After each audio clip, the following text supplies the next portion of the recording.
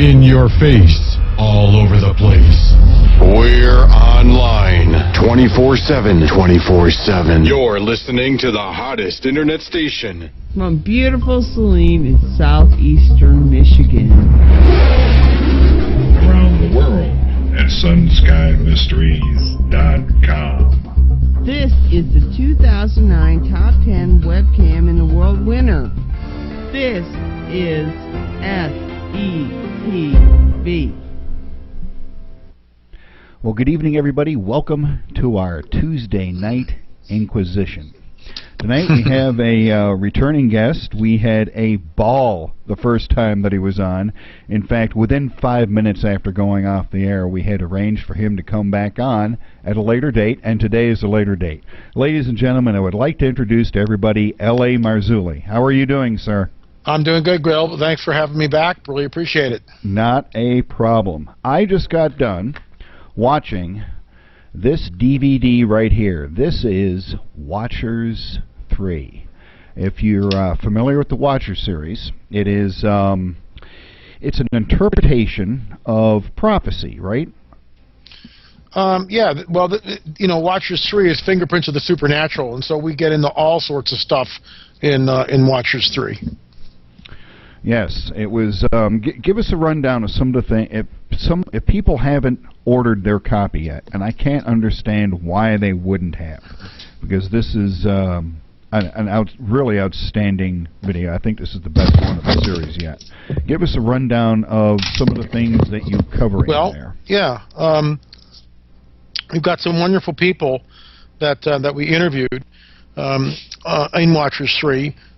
Certainly Stan Deo and Professor Harlick on the Torah codes. Stan Deo weighs in on the signs that we're seeing, the anomalous objects that are being picked up by the SOHO twin satellites. Mm-hmm. We've got the Shroud of Turin, which is one of my favorite segments. We interviewed the Right Honorable Barry Schwartz, who, by the way, was knighted in Spain. That's why I refer to him as the Right Honorable. He was knighted this summer for his work on the Shroud of Turin.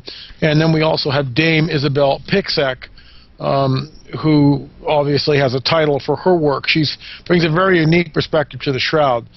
Double backing, Barry Schwartz is a photographer now, but was a 1978 STURP, Shroud of Turin Research Project photographer that spent about 100 hours out of 120 hours that he had to look at the Shroud, examine the Shroud, photograph the Shroud.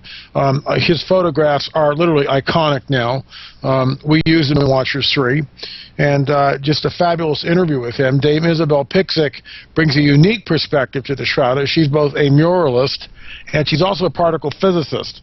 So she talks about the Shroud not being a painting, but then she goes into what may have produced the image on the Shroud. Yeah. And that's where we're not in Kansas anymore. It's just amazing to hear her wax about the Shroud. Just amazing. And folks, her murals are absolutely incredible. I saw them on the DVD.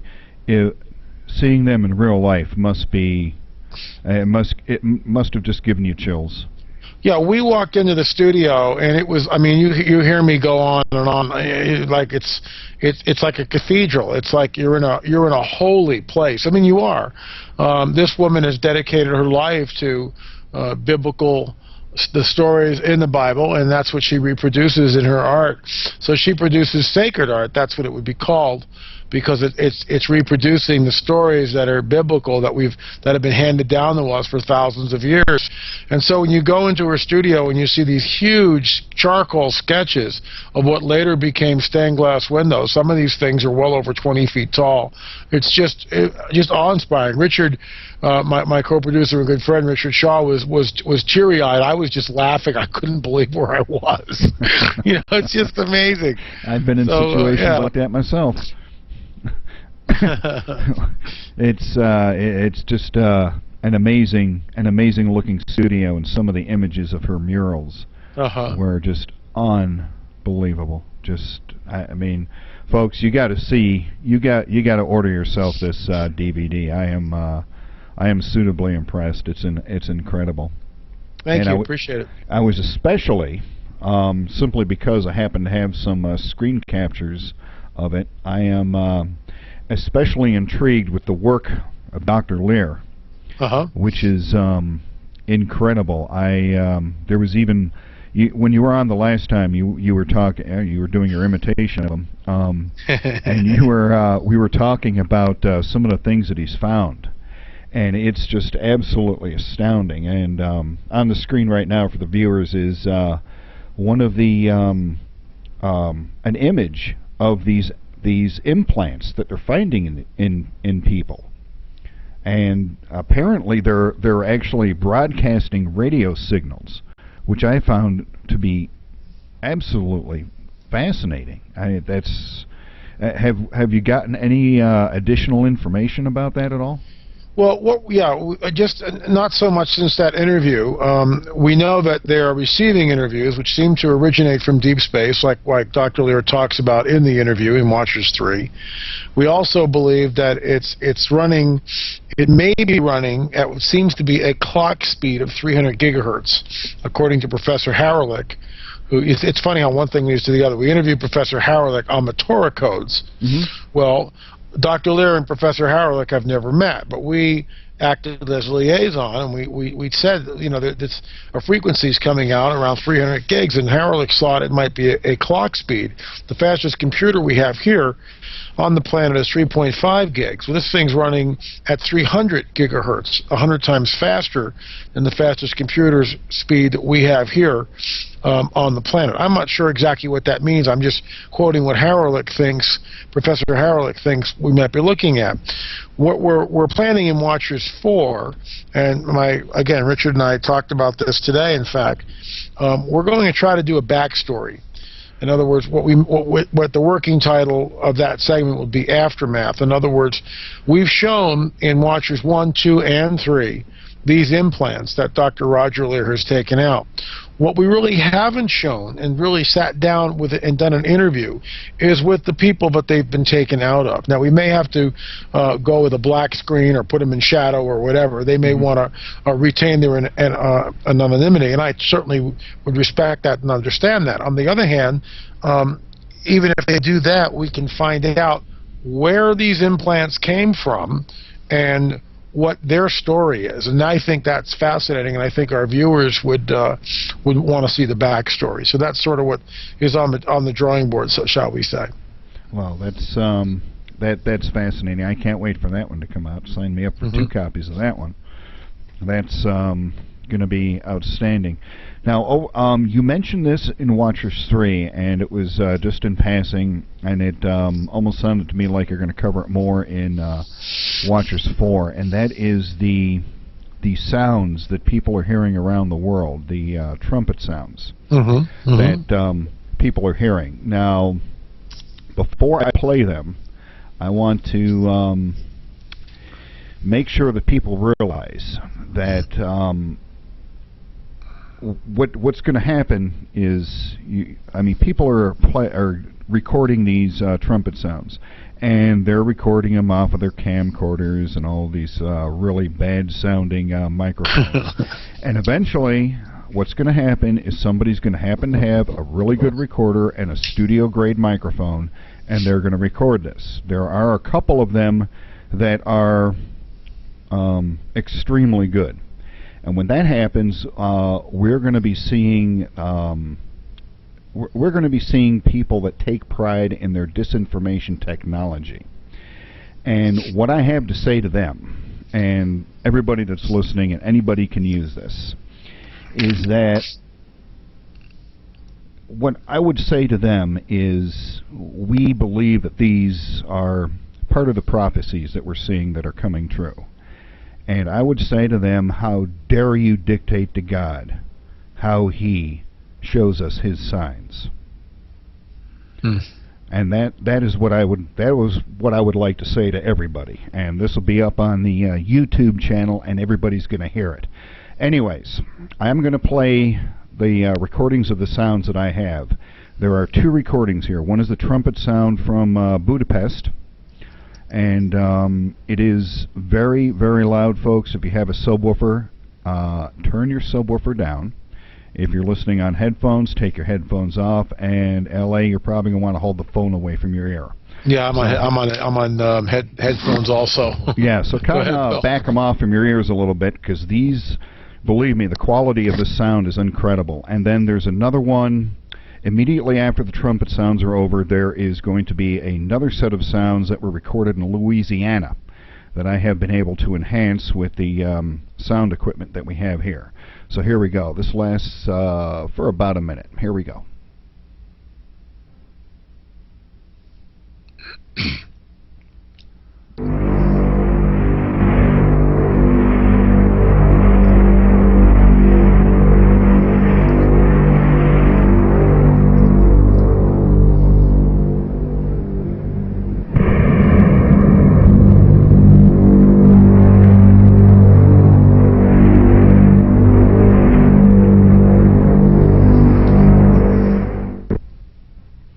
That was the trumpet, and here comes the sound from Louisiana.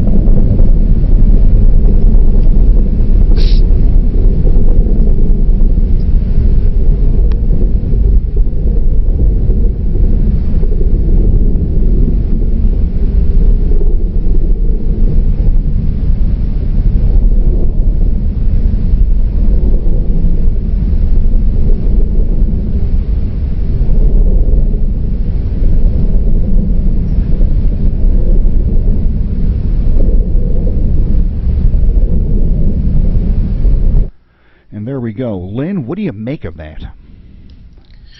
Well, we actually covered this in Watchers 3. There's a baseball game. I mean, this is just unbelievable. There's a baseball game. I forget. I don't watch baseball. I don't Tampa really Bay know sports versus the that much Detroit except for Tigers. golf. The Detroit Tigers, the best team in baseball. I was actually watching that telecast. Okay.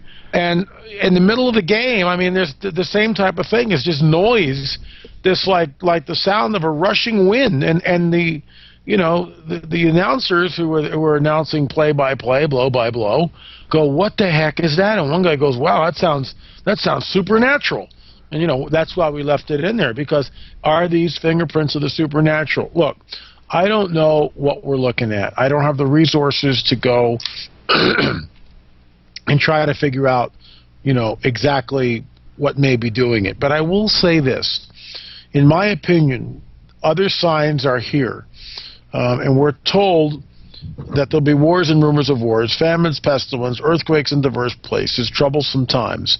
There will also be signs in the heavens and earth. So I find it odd that these sounds are happening on a global level. They are certainly unsettling. People are hearing them all over.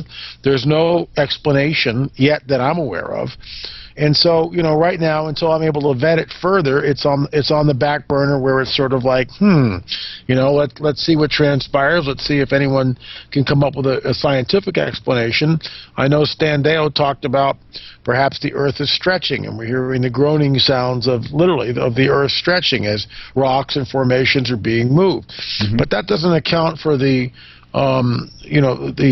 differences in sounds, like the trumpet sounds or the rushing of wind sounds. Or there was one in the Ukraine that we had in Watchers 3. It's just bizarre sounding. I mean, so there's a variety of sounds, and they're back again this year. The Extinction Protocol website, which is a blog, ran a whole series of those that he's been following, or whoever puts that blog up. So I just find it amazing where we are. What's going on? Yeah, we've got the that website up on the screen for the viewers right now. Some of the blog entries they have about that. It is truly bizarre. Now, it is, absolutely. Yeah, it's hard. It certainly sounds like God's trumpets to me. It's a warning sound. It's the top of the ninth inning. Two men out. That's all I can make from this.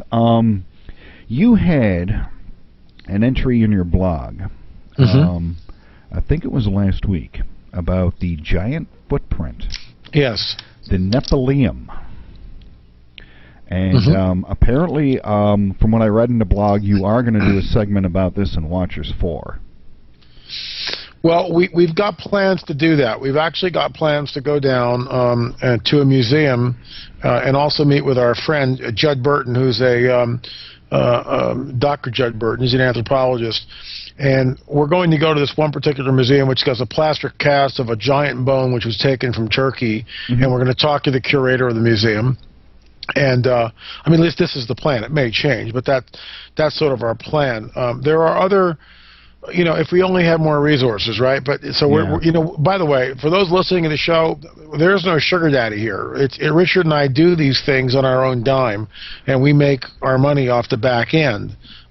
Which is, keeps us going and gets us on to the next one. But there's no someone giving us like $100,000 or $200,000 an episode. When you watch exactly the same type of a show that's done on the History Channel or Discovery Channel, and I think Watchers 3 holds its own with anything it's out there, those budgets are over $250,000 that you're seeing. We do these things for literally nothing. It's just Richard and myself, but Richard knows the software and he's able to, articulate what we're trying to do. He's a fantastic editor, director, and we were able to go with sort of an antiquated camera that he has. It's certainly nothing cutting edge, but it suffices at least for now. But we are trying to upgrade the camera, and we traveled to Colorado and interviewed Barry Schwartz and Stan Deo and everyone else. We got in and around the Los Angeles area. This time for Watchers 4, we're going to be going to the Texas area. We may be interviewing Judd Barton and also the curator of that particular museum that houses the bone. And apparently there's a place where we're going to go and called Rockwall and explore that a little bit and check that out. And then it's off to New Orleans for some other segments of Watchers 4, which I'm not going to talk about right now because all this is on the drawing board. We're still trying to figure out what we're actually going to do. Super duper top secret. I'm sorry to skip back on the subject, but on the strange rumbling sounds, yes. In March of 2011, a lot of people were hearing them, and I put together a Google map that people are actually using, and it's up on the screen right now for the viewers. All of the push pins and the blue balloons and everything.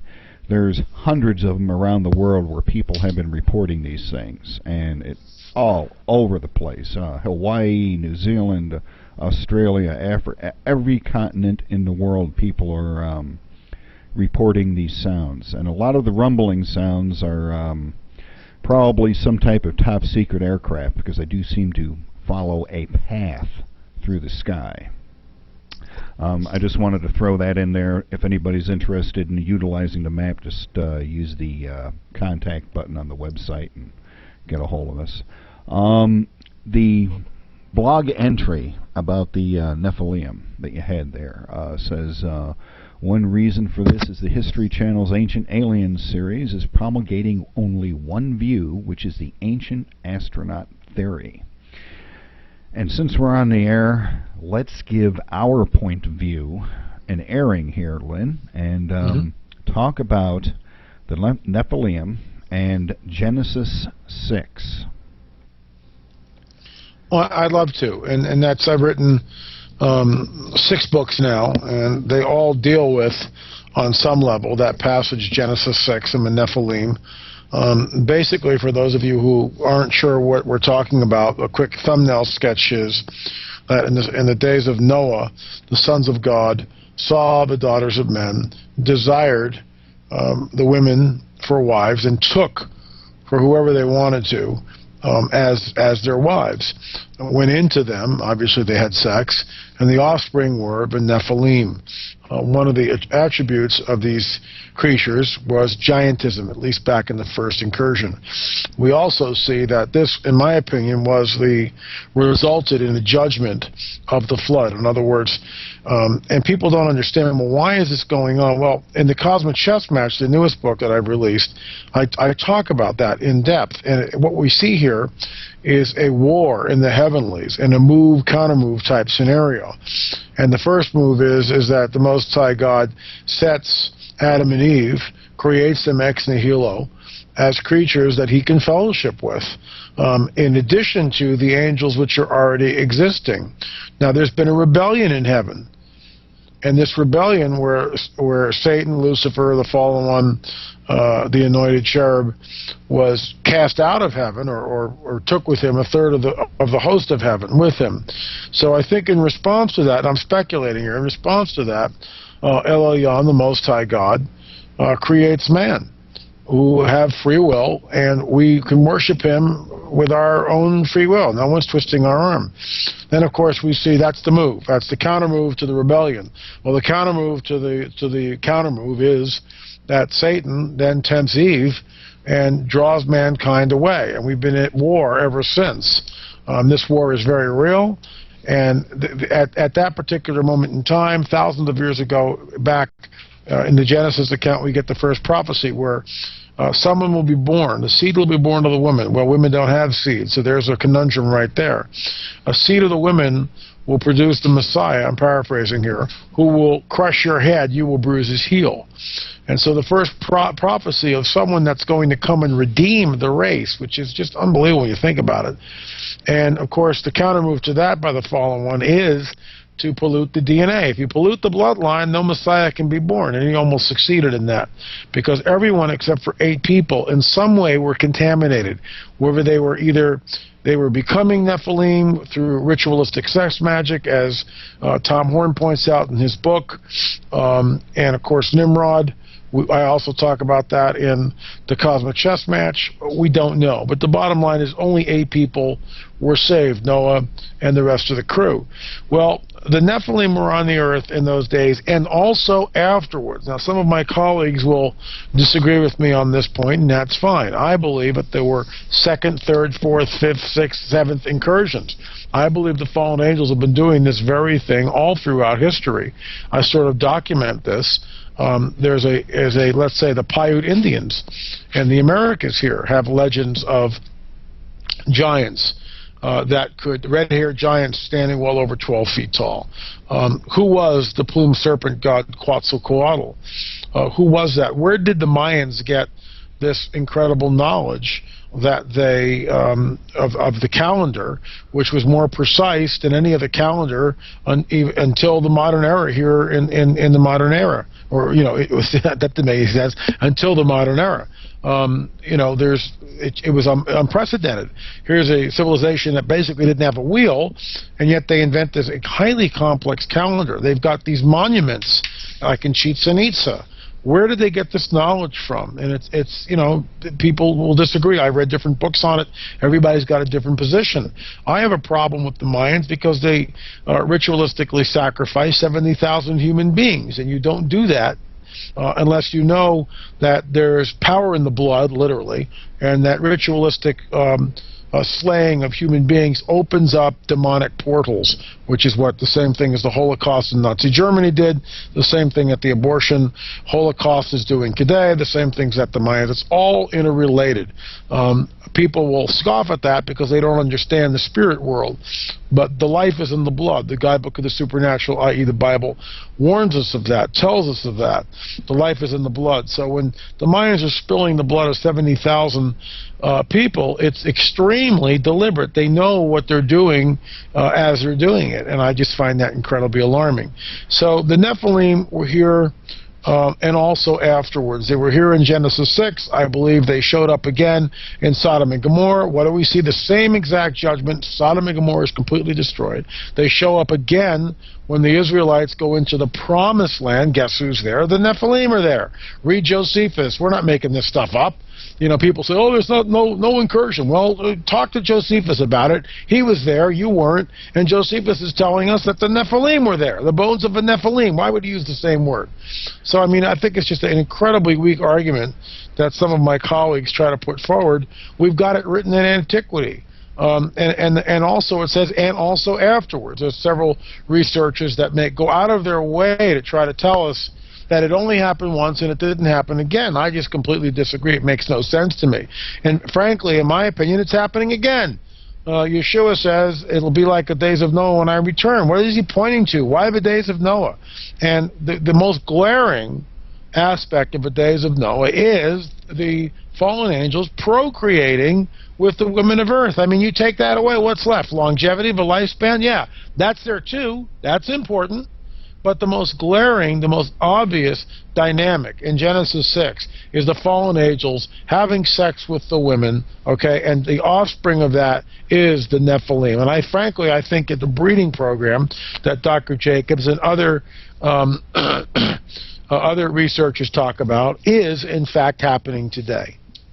Do you think the work that Dr. Lear is doing, these implants that he's taken out, you think that ties in with it?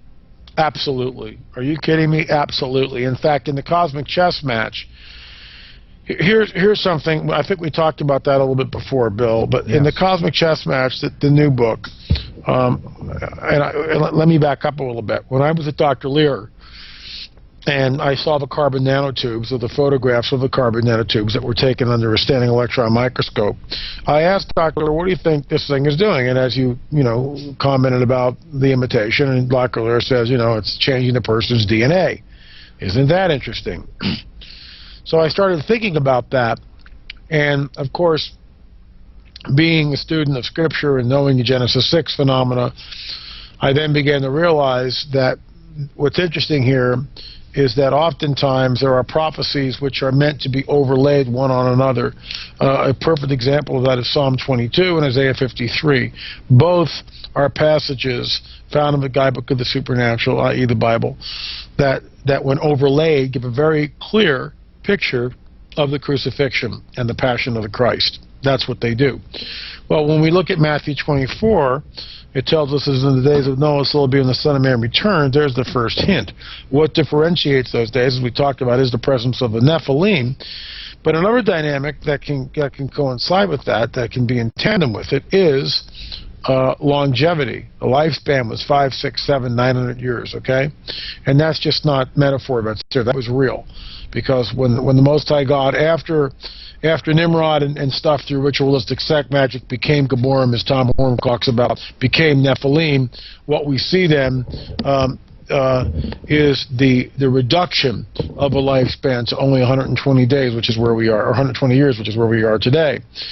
So I began to think about this, and I took those scriptures and went back to Revelation, where we know the mark will. Anyone who takes this will not be able to buy, sell, or trade. Now, I got that wrong. If you take the mark, you will be able to buy, sell, and trade. You will not be able to buy, sell, or trade on this planet at all unless you've got the mark. Okay, so everybody knows the mark of the beast, 666, all that. But could there be something else that's happening with the mark that we've overlooked? Well, in the book of Revelation, a little further on, we read that anyone who takes the mark, immediately there's judgment there. Then we find out that anyone who takes the mark, these sores break out on their body. Then we read a little further, and we find out that it doesn't say about the mark, but it says in those days of the mark, right, where the mark is being established, men and women will seek death and not be able to find it. So here's a scenario that I came up with, and coincidentally, at the same time I'm coming up with the scenario, get this now, Doug Hamp, my colleague, and Stan Johnson of the Prophecy Club, my colleague, right, begin to come up with exactly the same theory, which is just amazing. We all arrived at it in different ways through different sources, but Doug Hamp in his book, Corrupting the Image, believes, as I do, that the mark of the beast will be some sort of DNA changing device. Stan Johnson believes it too. So here we are, you've got three witnesses getting the same information as we look through Scripture, which I find just incredible. I thought Doug was stealing from me. Stan thought that I was stealing from him, and then we all had a good laugh when we realized that no one was stealing from anybody. You would say the Spirit of a living God was giving this to three witnesses, and that's exactly what he's done. Stan has a DVD, and Doug and I have books specifically about this. So the chip, Dr. Lear, who knows nothing of this prophecy, when I asked him point blank, going back to that earlier statement, and Dr. Lear says it's changing the person's DNA, like that, just right, bam, this is what it's doing. And I believe that this, at least the criteria of the book of Revelation, fits the chip, or vice versa. This implant can possibly, I'm not saying it is, but it sure looks like it is, fit the bill. And this chip will change a person's DNA, and that DNA, you become, just like Nimrod, you become Geborim, you become Nephilim. And I realize that's just mind-blowing to people. It's mind-blowing. That's incredible. Which is why these people want to get these chips out of them. What does he know yet? Does anybody have any idea what percentage of the population has these things in them? Well, I don't know how many. I know that Dr. Lear has done 16. We're trying to go back and talk to 2 of these people that have had them out, if they'll talk to us. Most of these people don't want any notoriety at all, and we understand that. But what we're trying to do is talk to the people that Dr. Lear has already removed these things from, because it'll give us, we can follow back, we can go back down the path, providing that, most of these people don't want to be bothered, they don't want to be talked to. They don't want notoriety. So it may be difficult to even just find one person who will come on the record with us. But I know what they're going to say. They're going to say that they were abducted, that the experiments were performed on them, that these things were placed in them against their will, and now they feel much more free because these things have been removed. Yeah, I was actually talking with somebody on the phone, and I can't remember who it was. I talk to so many darn people these days. But he says he fell asleep, had a dream, and he was watching a show, I think, on the Discovery Channel or something, a couple of days later about Dr. Lear. Right. And he said, that is strange, because that's the same kind of thing that I went through. So he started looking on his body, and he found one of these stinking things in his eyebrow. Yeah. And he dug it out. Yeah. And it like this little black speck, and he threw it away. He smashed it with a hammer and threw it away. Well, you didn't really smash it. There are other people who've had them in the eyebrow too, which is really bizarre. He's not alone. I don't know who this guy is, but I know of one woman that did exactly the same thing, and then another man did. I know 3 people. The story you're saying, another man and a woman, who all had it above the eye in the eyebrow and dug them out themselves and disposed of them. That's just we're not in Kansas anymore. I mean, this stuff is real. What drives me nuts is the church proper is completely ignorant of what's going on. Most people are completely ignorant of what's going on. And this stuff, it's going on. I mean, I've held this thing in my hand. I mean, I'm not making this stuff up. I'm not. Wake up, people. Something's going on, and it's supernatural. It's not extraterrestrial. It's supernatural. Speaking of supernatural, let's get on to the Middle East. Okay. I'm going to throw a map up here on the screen for the folks to look at. It is, hold on, let me get a couple of things off the screen. I'm going to cancel that. And there it is right there. It is, Gizmodo did an article, I think it was last week, where they have maps of all the different conflicts around the world. And of course, if you look at Africa, like half of Africa has conflicts going, the Middle East and everything else. We got all of these aircraft carriers coming into the Middle East. And an interesting story that I heard today was the first war that the United States had after it became a country was against the Barbary pirates. Yeah, Barbary pirates, right. They were Muslims. They were Muslim extremists. And the point was that our first war was against the Barbary pirates, and the very last war may be against the Barbary pirates. And this is just getting a little bit too spooky, a little bit too strange, especially after, and I'm sure you've seen the video of the horsemen in Cairo during the riots. Yes. That went across the screen. And again, I will tell people, how dare you tell God how he's going to give us signs. I talked to a Catholic priest, and he said, most assuredly, Bill, that is one of the signs. That is just telling us they are coming, and they are coming right now. And I want to get your thoughts in the remaining time that we have, as much as we can, about what's going on in the Middle East, because, sir, I believe that you have your finger on the pulse of the situation better than anybody else that I have talked to or read that is writing about it. So have at it. Tell us what's going on. Well, Bill, I appreciate that. There are a bunch of us that look at this. Certainly, Gary Stearman of Prophecy in the News has been, like myself, looking at the Middle East and watching the Middle East probably longer than I have. He's older than I am. That's why. But there's a few of us out here that are really looking at this. Let's just go around. In fact, I was at a conference in Apex, North Carolina, over the weekend on the other side of the country. I live in California. And I did a Middle East update, and I'm going to include that now in my conferences. It's a PowerPoint within a PowerPoint type of thing, and it takes about an hour to get through it. And it's a briefing for people, because most people don't understand that the conflict that we see is because there are two different sets of supernatural experiences which have shaped the body politic in the area. One of them, obviously, is Islam. Islam is a 1,300-year-old religion based on supernatural events, specifically Muhammad receiving the Quran from the angel Gabriel. Is it our angel Gabriel? With all due respect, no, it's not our angel Gabriel. It's a different gospel. And they are all against a group of people known as the Jews, who are living in Israel, who have another set of supernatural events which have certainly governed their body politic and continues to do so.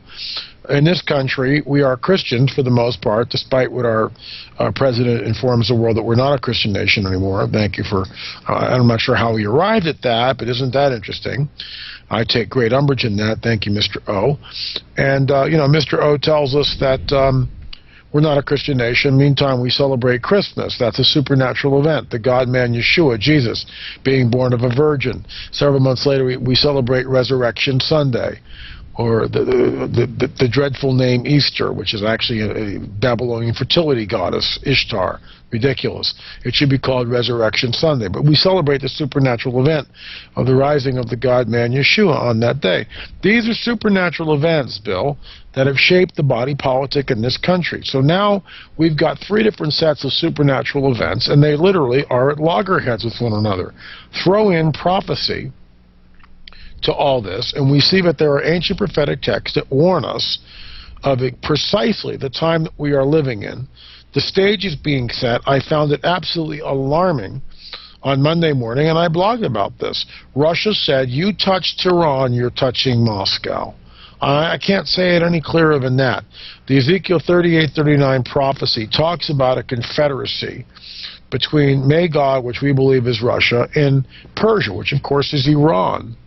I mean, it's right there.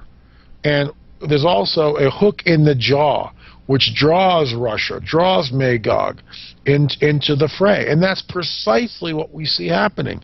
The hook in the jaw, in my opinion, is set. This thing, we are looking at the nascent beginnings of World War III. We are staring at the last great war. It is coming. Combined with that, we see what's going around the Middle East now. In Syria, we'll start there.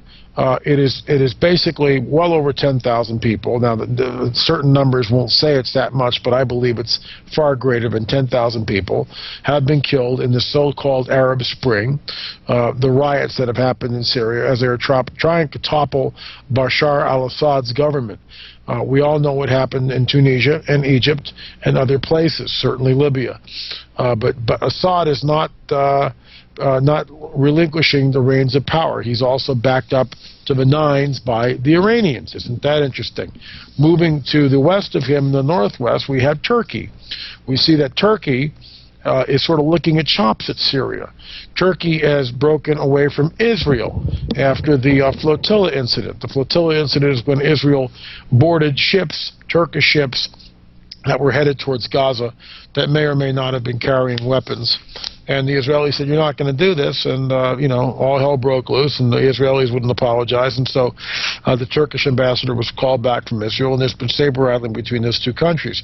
Interestingly enough, with Bashar Assad back in Syria, out of all the things that Bashar Assad can be doing, he's pointing to the fact that if we are attacked or sanctioned in any way, we will rain rockets down Tel Aviv. So the Israelis respond, you rain rockets down on Tel Aviv, we'll destroy Damascus. There's Isaiah 17, ancient thousands of 5,000-year-old prophecy coming to light right in our faces as we speak on the 6 o'clock news.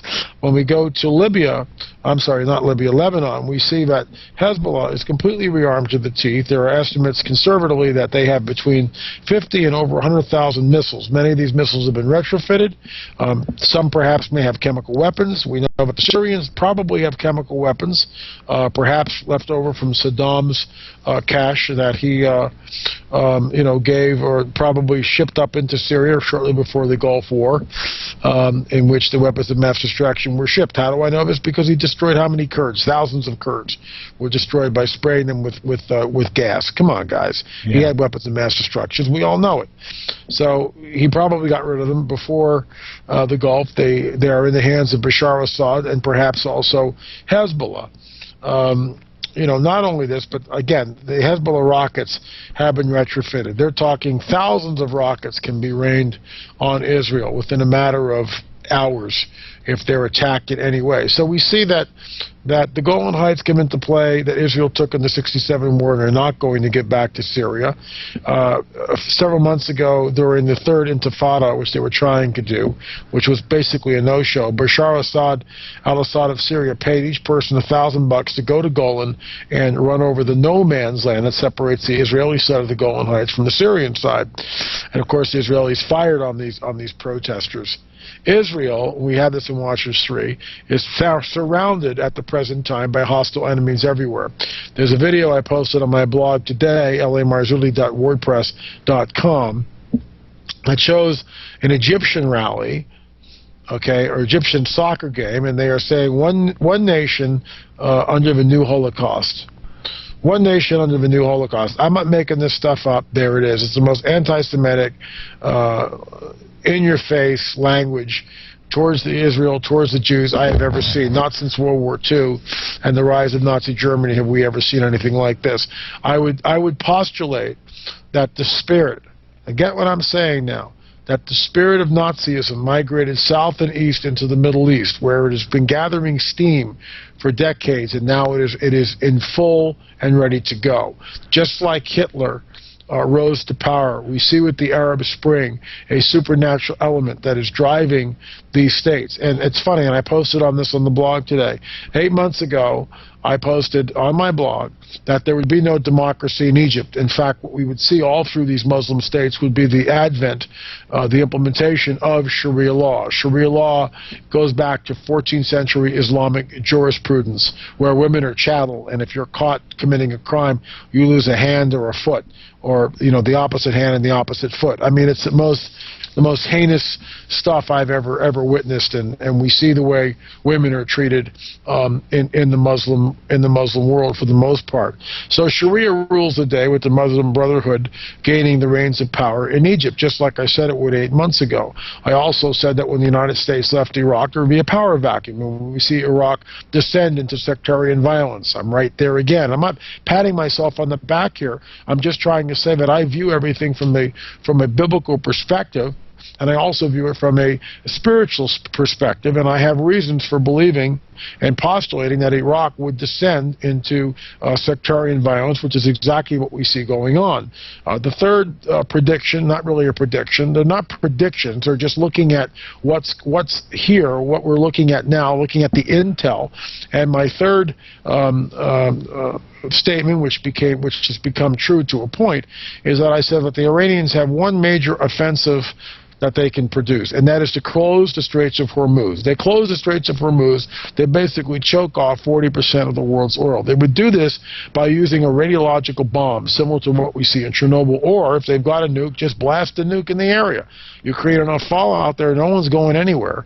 The ships will grind to a halt, oil will go up to $300 a barrel, and that's precisely what the Iranians want to do. Topple the West, topple the great state in the United States and the lesser state in Israel, create total chaos. How do I know this? Because in Iran, they believe in a man called the Mahdi. The Mahdi is their eschatological version of the second coming of Christ. According to the Iranian eschatology, they believe, or is Shia eschatology, they believe that a time of chaos must ensue before the Mahdi will manifest. Ahmadinejad, the president of Iran, has stated that he was willing to sacrifice over a third of his country in order to bring about the chaos that the Mahdi needs to manifest.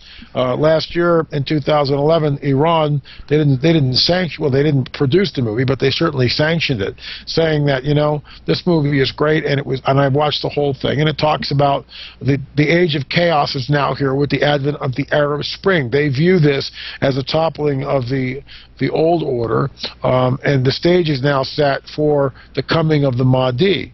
So the Iranians are armed to the teeth. I believe that they already have a nuclear weapon. They will close the Straits of Hormuz, and as I predicted 8 months ago, or whenever I wrote that blog, which is a while ago, now we see just last week, 2 weeks ago, that the Iranians were conducting a 10-day military drill in the Straits of Hormuz, practicing to close the Straits of Hormuz should they be attacked or sanctioned.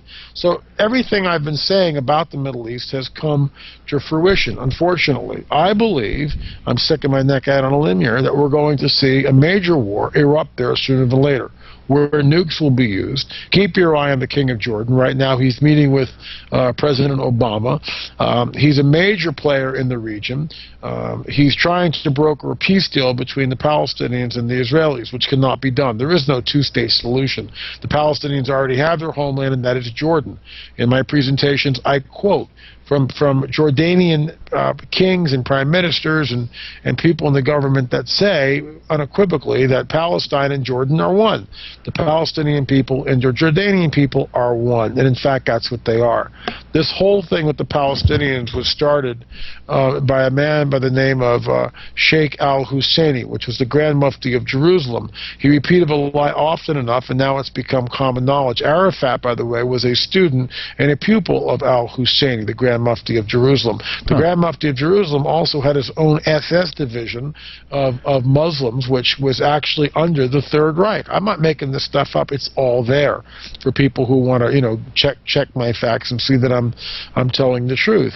There is no such thing as a Palestinian people. There's never been such a thing as the Palestinian people. Isn't it funny that after World War I and the entire region that had been ruled for 450 years by the Ottoman Turks was carved up by the British and the French into the modern nations that we see today, which are Syria, Lebanon, Israel, and Jordan and Iraq. Those nations were created by the British and the French after World War I, given to those people. The Hashemite kings, Hashem is the uncle of Muhammad, and the Hashemite kings ruled Syria, Iraq, and Jordan.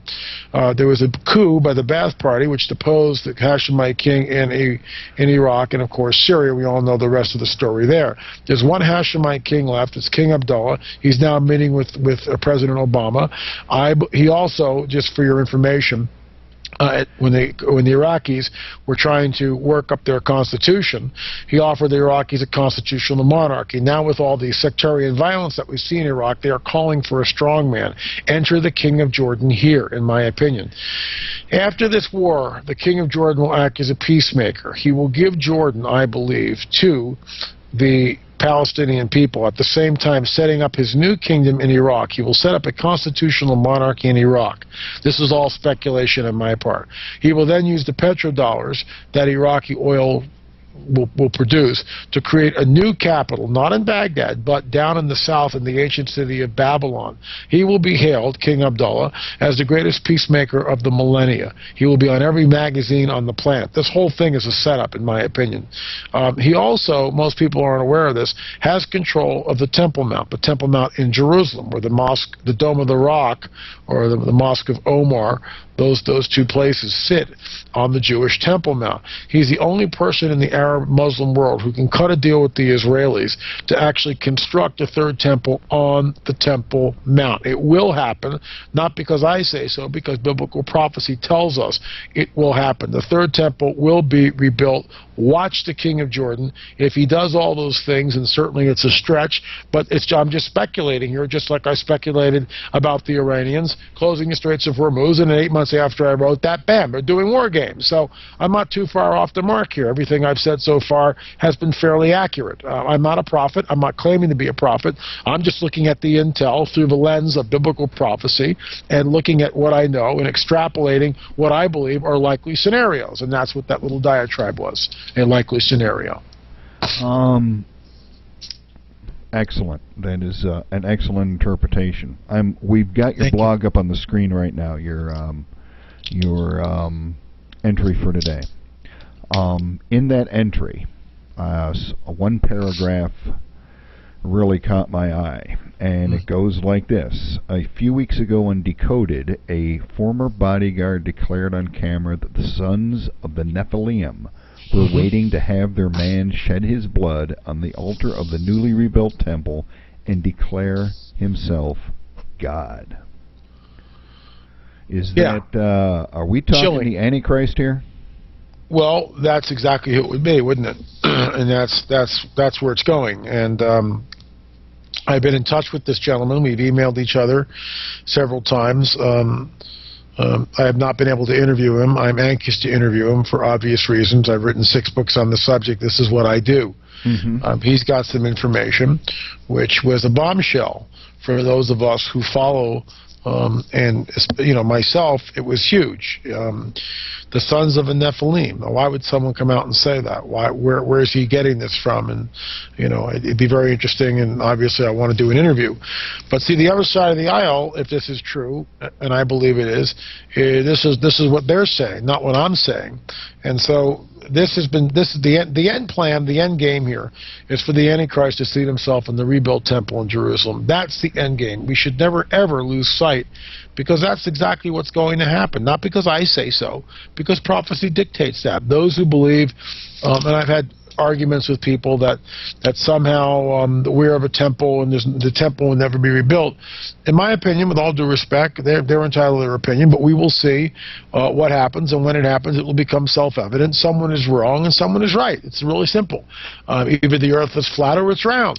And it becomes self-evident when we find out what it is, and that's where we are here. When the Jews begin to build their third temple, then we know that while the body is the temple of the Holy Spirit, I get that, but there's another temple, a literal temple, because we are entering a time of called Jacob's trouble. Not Bob, Fred, or Ernie's trouble, but Jacob's trouble. And Jacob is Israel, and it all hinges around the nation of Israel. And Israel is back in the homeland, and there's so much anti-Semitism rising. Why? Because it's a supernatural event. Because the fallen one hates Israel. Why? Because they're the chosen ones of God. Are they chosen right now? Of course they are. Has the church usurped Israel? Of course it hasn't. We're grafted in. That's just how it is. So the idea of replacement theology, in my humble opinion, where somehow the church has replaced Israel, is an aberrant, I believe, heretical view of Scripture. And there are all these ministries out there, and I've distanced myself from anyone who holds that view. Because if you hold that view of replacement theology, then you can't possibly understand what's going on in the world today. You have no clue of what's going on in the world today, because everything hinges around Israel and Jerusalem and the Jewish people. Anti-Semitism is on the rise like it was in the 30s. We are seeing the hatred. I can't get the word out right now. The hatred of the Jews, just unmitigated hatred to the Jews. I also posted a link on today's blog.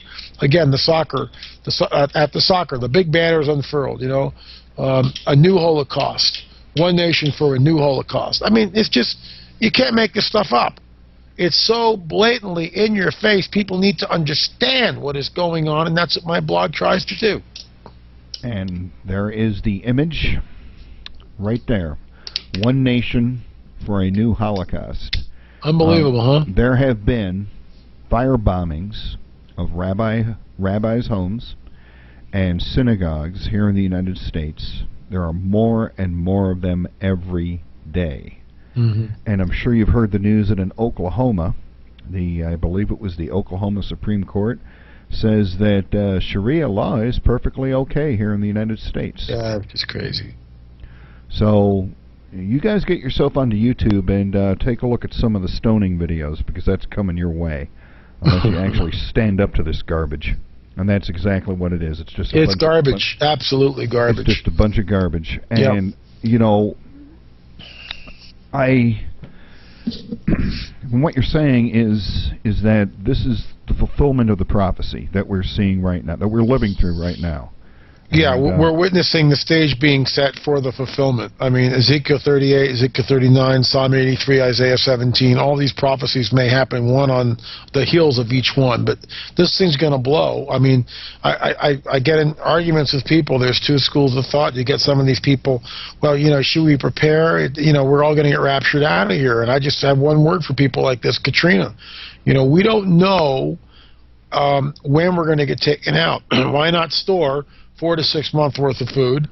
Why not have water? Why not, congregate with a group of people that you can hunker down with if you need to? I mean, there's nothing wrong with this. If there's an emergency that happens, what happens if there's a nuclear event in this country, God forbid? What happens if an EMP, electromagnetic pulse weapon, is blasted over the east or the west coast?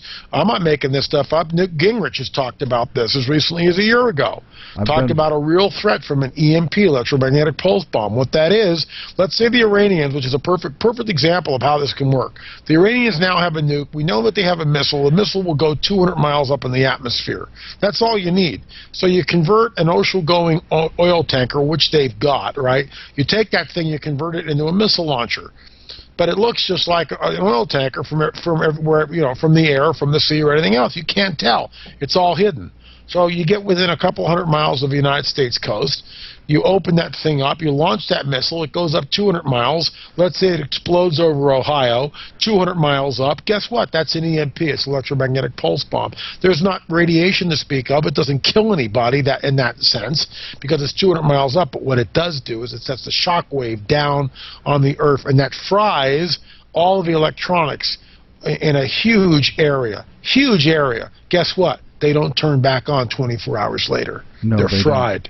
That's an EMP bomb. Essentially, the grid is shut down, and life as we know it in the 21st century comes to a grinding halt. No phone, no car, no refrigeration, no lights, no internet. Just think about it, folks. So if that happens, and you don't have any food, you think there's going to be rioting in about 4 days, about a week later, that's when the riots start. Because hungry people get real crazy. And so you've got your stash, you've got people, you can have order, you can keep things going. I mean, it's just, I think it's prudent to prepare. We get raptured out of here, fine. But what if we're not? What if we're not? What if we're here and an EMP happens? Now what? What if you're here and Katrina happens? What if you're here and the cyclones, tornadoes that devastated Oklahoma last year happen? I mean, come on. Or the flooding in Thailand, in Indonesia, or the Midwest. I mean, wake up, people. I mean, this stuff's going on. Look at the Missouri River last summer. Record flood levels all over the Midwest, and I mean, come on. Commodities some of these things are spiking at an all-time high. Why not stockpile food and water? What are you guys, crazy? What do you think that's not spiritual to do that? Consider the ant. What does the ant do? The ant stores up food for the winter. Duh. Why not us? Just because the Industrial Revolution happened a couple hundred years ago, we have modern refrigeration. Never forget that our great-grandparents stored food. They canned everything because they had to wait till the next harvest. Well, we should be doing the same. Yep, exactly. In fact, our semi-regular Saturday night guest, he and I talked for we talked for 3 hours on Saturday about survival, food storage, all kinds of things. Last year I did a full 1 hour video on an EMP pulse, how it's created. If they 240 miles above Kansas, if they set off, I believe it's a 5-kiloton atomic bomb up there, the electromagnetic pulse will wipe out everything except maybe part of Oregon and Maine. And that's about it. It'll extend down into Mexico and everything else. In fact, folks, let me do a little bit of configuring here in the studio real quick and throw the camera back on me. What you see behind me is part of our food storage. You can see some of the water bottles that we have. These right here are canning jars. I've got almost 400 canning jars. I literally have every summer, I can close to 300 pints of food. Soups, stews, everything. And it's just the normal stuff. In fact, the powers that be are calling Lynn right now to tell him to stop talking about it. That's the way that sort of thing goes. I mean, canned food. Look, right here, canned food. All you got to do is go to your local Sam's Club or something and buy yourself a few cases of canned food. I mean, come on. You can live on corn and beans and everything else. It's not that hard to do. I've been talking about this for years. You know, maybe this guy talking about it will light a fire under somebody's butt to do this. I mean, it's just absolutely insane that everybody still poo-poos it. You know what I mean? Mm-hmm. Mm-hmm. So, at any rate, it appears that we've come to the end of the hour, and your phone is ringing, so I assume you've probably got another interview to go to. How did you know? I know these. I'm a broadcast professional, so I know these things. Now, folks, this Saturday we will be, John DiNardo will be back on probably for another 3-hour episode, and Thursday night we will have an actual, real, honest-to-goodness physicist on who is going to explain to us about, I can't even begin to tell you what he's going to explain to us. It's going to be one of the most incredible things that we've had. In fact, I've already scheduled him for another 2 shows because he's got so much. But, at any rate, we've come to the end of this episode. So, Mr. Marzulli, I appreciate you coming back on again. And well, Bill, you're a great host, and I'd love to continue, and especially as the Middle East continues to erupt, we could do some updates, even if they're only little 15 minutes or segue a minute at some point in time. But so much to talk about, and this thing's coming down like a freight train. So thanks for having me on. Really appreciate it. Yep, and we'll talk to you later. Thank you so much for coming on. Thank you, sir. Take care. Yep, bye. And there you go, folks. That was Mr. Marzulli. And this is his second visit to the show, and hopefully he will be on again. He is just as passionate about this kind of as I am.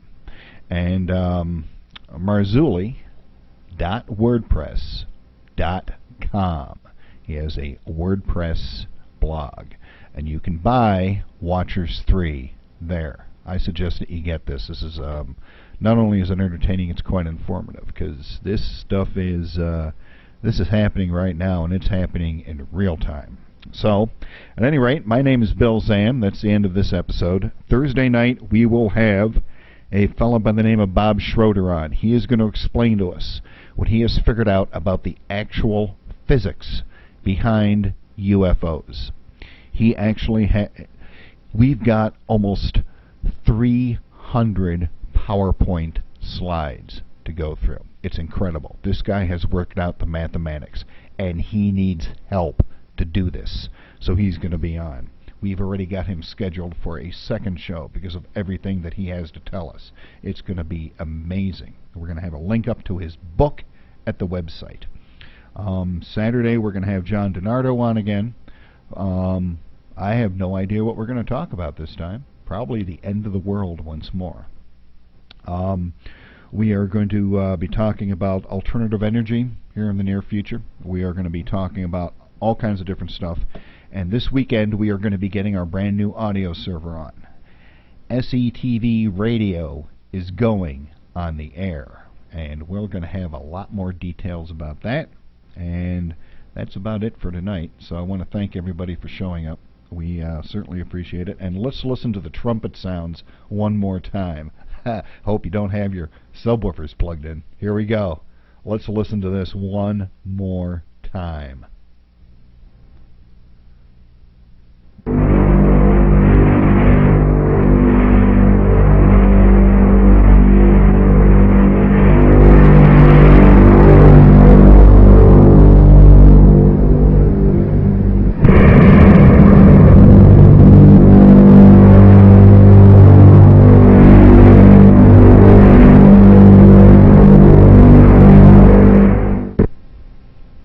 That was the sky trumpets. Now listen to what's going on in Louisiana.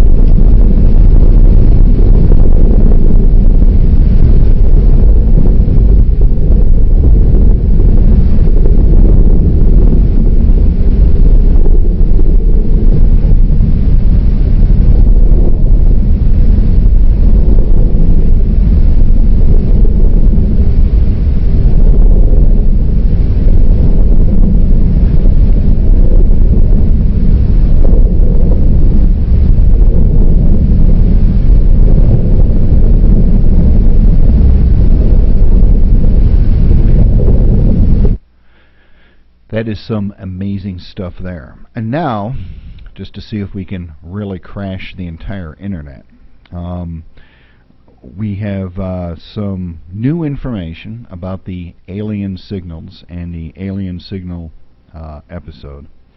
And I can't really go into it right now, but there have been some developments with that, and we are working with the science team around the world, as a matter of fact, so to see if we can crash the entire internet. Let's play the alien signals again so that you can hear the alien voices one more time. Here we go. Hope everybody's ready.